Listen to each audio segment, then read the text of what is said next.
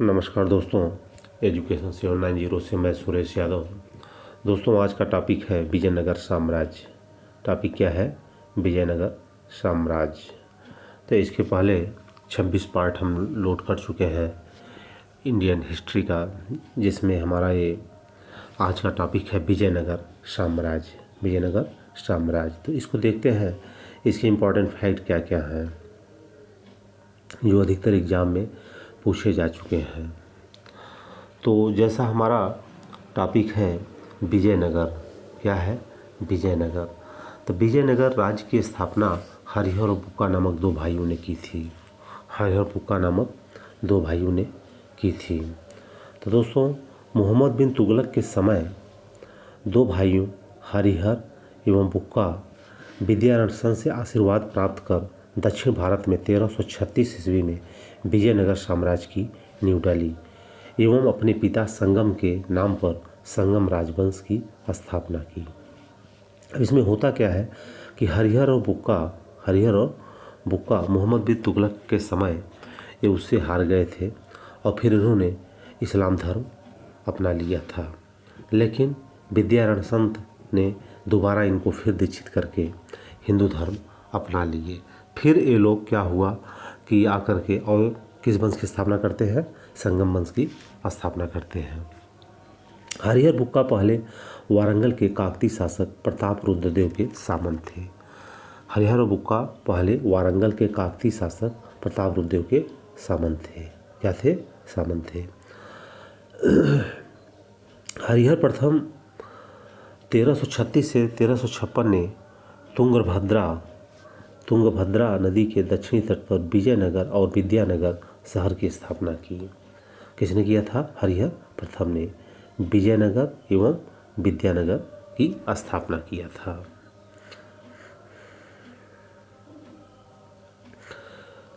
विजयनगर साम्राज्य की राजधानी हम्पी थी। क्या राजधानी थी? हम्पी थी। इनकी भाषा तेलुगु थी। बुक्का प्रथम ने वेदमार्ग प्रतिष्ठापक की उपाधि धारण की थी। किसने? बुक्का प्रथम ने। हरिहर द्वितीय ने संगम शासकों में सर्वप्रथम महाराजाधिराज की उपाधि धारण की थी। किसने? हरिहर द्वितीय ने। सब इंपॉर्टेंट फैक्ट है जो याद रखना है कि महाराजाधिराज की उपाधि किसने की थी? हरिहर द्वितीय ने, न कि प्रथम ने। देवराय प्रथम जो इस वंश के शासक हैं, जो 1406 से लेकर 1422 ईस्वी तक रहते हैं, तुंगभद्रा नदी पर बांध बनवाया था। क्या किया था? तुंगभद्रा नदी पर बांध बनवाया था। देवराय प्रथम ने पहली बार मुसलमानों को विजयनगर की सेना में भर्ती करने की प्रक्रिया प्रारंभ की थी। किसने? देवराय प्रथम ने पहली बार मुसलमानों को विजयनगर की सेना में भर्ती करने की प्रक्रिया प्रारंभ की थी। संगम वंश का सबसे प्रतापी राजा देवराय द्वितीय था।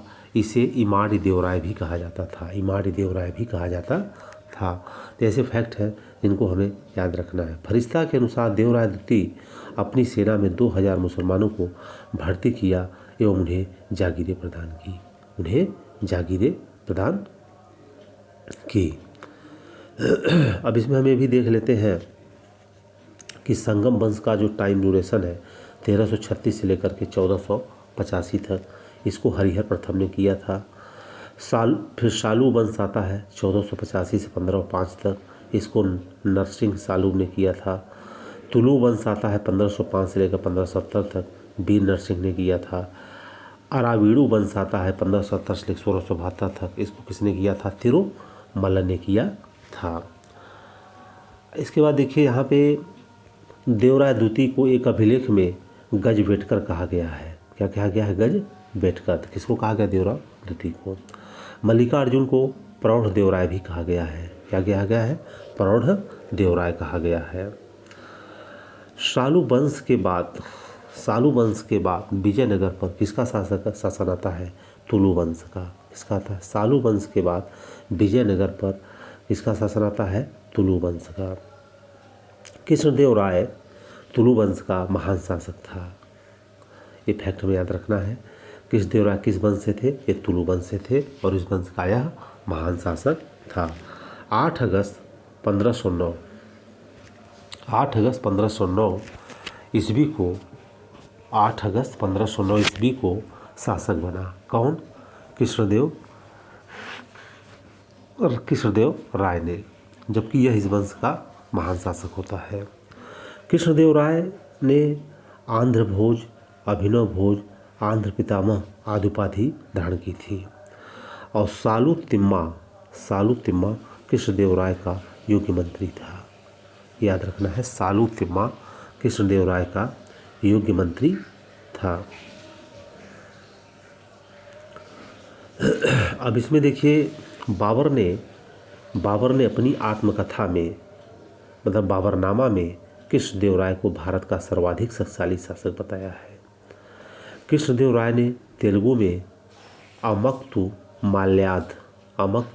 माल्याद और संस्कृत में जाम्बवती कल्याणम एवं उषा परिणय की रचना की है। कृष्णदेव राय कवि भी है, एक तेलुगु रचनाकार भी है। कृष्णदेव राय के युग को तेलुगु साहित्य का क्लासिक युग भी कहा जाता है। ये फैक्ट याद रखना है कि क्लासिक युग को कहा जाता है, कृष्णदेव राय के समय कहा जाता है, क्योंकि उनके दरबार में तेलुगु साहित्य के 8 सर्वश्रेष्ठ कवि अष्टदिग्गज रहते थे। क्या रहते थे? अष्टदिग्गज रहते थे। अब इसमें जो हमें देखना है कि इनमें अल्लसीन पेड्डना सबसे महत्वपूर्ण कवि थे। तेलुगु कविता का पितामह कहा गया है। अल्लसीन पेड्डना को तेलुगु कविता का पितामह कहा गया है। इन्होंने स्वरोचित संभव या मनुचरित तथा हरिकथा शरणम की रचना की थी। स्वरोचित संभव या मनुचरित तथा हरिकथा शरणम की रचना की थी। ये इनकी रचनाएं हैं। किसकी? अल्लसीन पेड्डना की। पांडुरंग महात्म्य की रचना तेनालीराम रामकृष्ण ने की थी। पांडुरंग महात्म्य की रचना तेनालीराम रामकृष्ण ने की थी। कृष्णदेव राय ने नागलपुर नामक नए नगर एवं हजारा तथा विट्ठल स्वामी मंदिर का निर्माण करवाया था। ये किसने करवा रहा है? ये कृष्णदेव राय ने किया था। अब कृष्णदेव राय ने नागलपुर नामक नगर एवं हजारा तथा विट्ठल स्वामी मंदिर का निर्माण करवाया है कृष्णदेव राय ने। और कृष्णदेव राय की 1529 ईस्वी में मृत्यु हो जाती है। 1529 में मृत्यु हो जाती है। तुलु वंश का अंतिम शासक सदाशिव था। कौन था? तुलु वंश का अंतिम शासक कौन था? सदाशिव था। ये फैक्ट हमें याद रखना है कि तुलु वंश का अंतिम शासक सदाशिव था। अब ये देख लेते हैं शासक और विदेशी यात्री। तो इसमें देखिए, देवराय प्रथम के समय में इतालवी यात्री निकोलो कोंटी आया था। देवराय द्वितीय के समय में फारसी राजदूत अब्दुल रज्जाक आया था। मल्लिकार्जुन चीनी यात्री माहुआन इनके समय में आया था। कृष्णदेव राय, फादर लुई डामिंगो पायस और बारबोसा किसके समय आए थे? कृष्णदेव राय के समय में आए थे। अच्युत देव राय के समय में नूनिज पुर्तगाली आया था। तो इस प्रकार देखा जाए तो पहले भी हमारे यहाँ ये सब आते रहे हैं। कौन? विदेशी यात्री।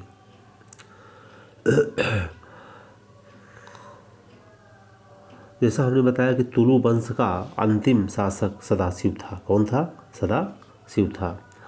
राक्षसी तांगड़ी या तालीकोटा या बन्नीहट्टी का युद्ध 23 जनवरी 1565 हुआ था। वेरी इंपॉर्टेंट फैक्ट, कई बार पूछा जाता है कि तालीकोटा का युद्ध किसके बीच हुआ था। तो इस युद्ध के कारण विजयनगर का पतन हुआ था। इस युद्ध के कारण विजयनगर का राक्षसी तांगड़ी या तालीकोटा या बन्नीहट्टी इस युद्ध के कारण विजयनगर साम्राज्य का क्या हुआ था? पतन हुआ था। विजयनगर साम्राज्य का पतन हुआ था। तो राक्षसी तांगड़ी, तालीकोटा और बन्नीहट्टी का युद्ध 23 जनवरी 1565 ईस्वी में हुआ था। 23 जनवरी 1565 में हुआ था। तालीकोटा के निकट बन्नीहट्टी की लड़ाई में बहमनियों के संघ, जिसमें अहमदनगर, बीजापुर, गोलकुंडा व बीदर शामिल थे। इस संघ ने विजय नगर को गहरी शिकस्त दी और इसे तालीकोटा की लड़ाई या राक्षस तांगड़ी की लड़ाई के नाम से भी जाना जाता है।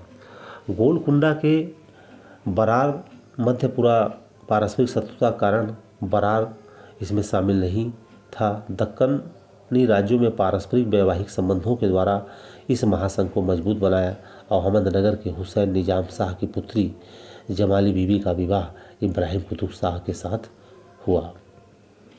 तो जो तालीकोटा युद्ध के पश्चात राम राय का भाई तिरुमल सदाशिव को लेकर पेनुकोंडा आ गया और यहीं से शासन करना आरंभ किया। उसने विजयनगर के चतुर्थ राजवंश और वेणु वंश की स्थापना की थी। तो मतलब ये कह लीजिए कि जो है विजयनगर, जो राशि तांगड़ी का युद्ध होता है, इस युद्ध में विजयनगर साम्राज्य का पतन होता है और तालीकोटा के युद्ध में विजयनगर का नेतृत्व राम राय कर रहा था। कौन कर रहा था? राम राय कर रहा था। विजयनगर के विरुद्ध बने दक्षिण राज्यों के संघ में, जैसा मैंने पहले बता दिया कि बीजापुर, अहमदनगर, गोलकुंडा एवं बिदर, इस संयुक्त मोर्चे का नेतृत्व अली आदिल शाह कर रहा था।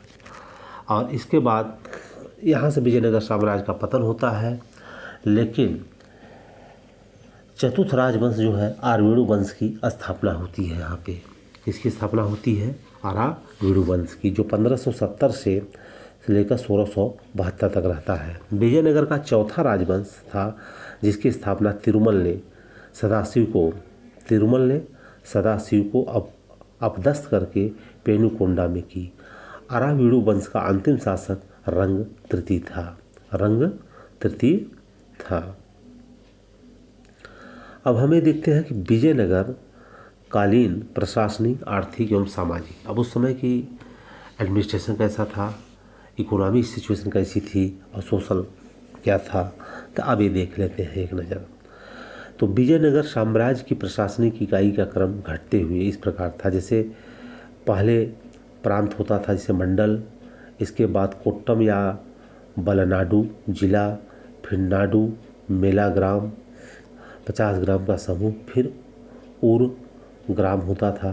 तो ये मतलब सबसे पहले बड़ा, और छोटे से देखेंगे तो पहले उर हो गया, उर के बाद आपका क्या हो जाता है, नाडु मेला ग्राम हो जाता है, फिर बलनाडु हो जाता है, फिर प्रांत हो जाता है। तो ये सिस्टमेटिक था कि किस ढंग से वहाँ का उस समय प्रशासनिक व्यवस्था थी। विवाह कर वर एवं वधू दोनों से लिया जाता था।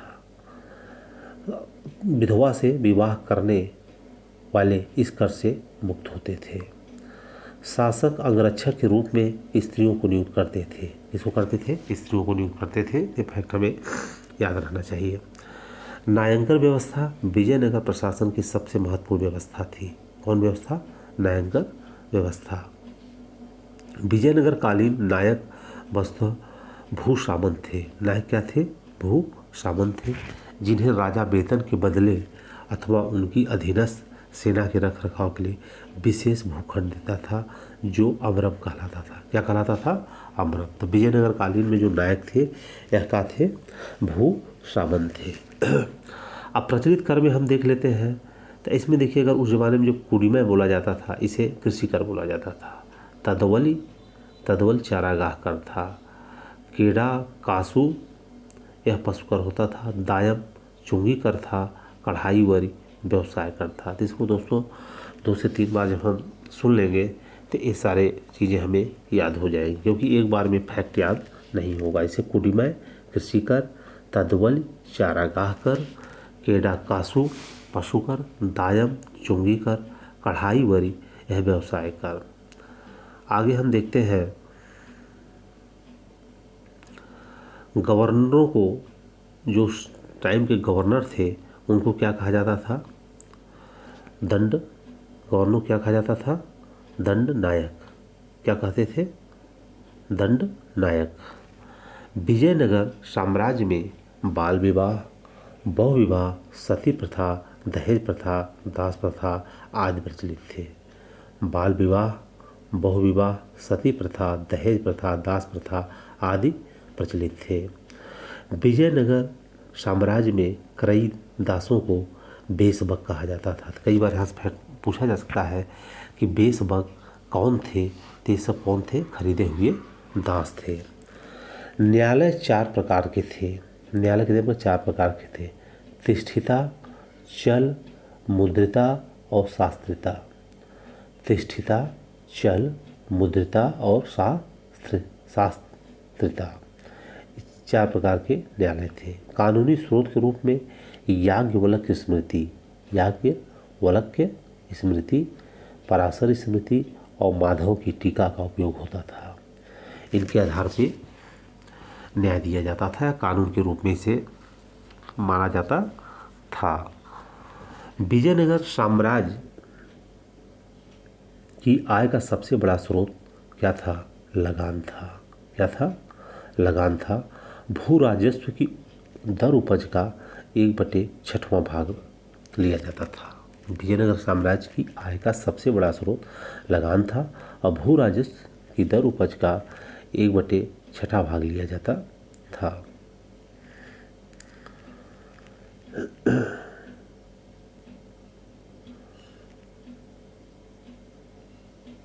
वे कृषक मजदूर जो भूमि के क्रय विक्रय के साथ ही हस्तांतरित हो जाते थे, कूदी कहलाते थे। जैसे जो मजदूर जिस खेत में कार्य करते थे, जब वो बेच दिया जाता था तो वो मजदूर सब, वो जो मालिक खरीदता था उसके, वो कह लीजिए कि दास हो जाते थे। तो इनको क्या कहा जाता है? कूदी कहा जाता था।